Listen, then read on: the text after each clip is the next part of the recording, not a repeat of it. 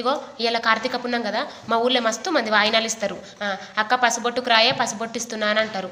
ఇక మన ఇంట్లో చిట్టన పూజ చేసుకొని మనం పోయినామనుకో ఒక 10-15 ఇల్లు తిరగచ్చు, ఇన్ని పండ్లు వస్తాయి. మరి ఇగో చిట్ట అందుకే వంట చేయదలి అన్ని తయారు పెట్టుకుంటున్నా.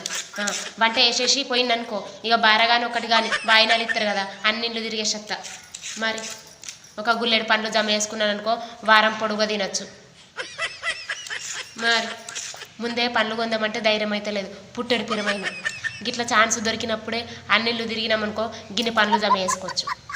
చిట్ట అనుకుంటా నేను ముందే చెప్పేసి నీ కళ్ళకు, అక్క నువ్వు వాయినం ఇచ్చేటన్నాడు ఓళ్ళకి ఏకంటే ముందు నాకు ఏ ఫోన్ అని చెప్పిన.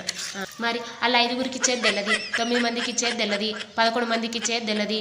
ఇక ముందు నేను పోయిందనుకో ఏం కాదు, లేకపోతే లాస్ట్ అయిందనుకో ఒక 5గురు కూర్చున్నారనుకో ఎట్లా మళ్ళీ ఒక పండు మిస్ అయిపోతా. అందుకే ఇగో చిట్ట పని చేసుకొని పోతా అని చెప్తున్నాను.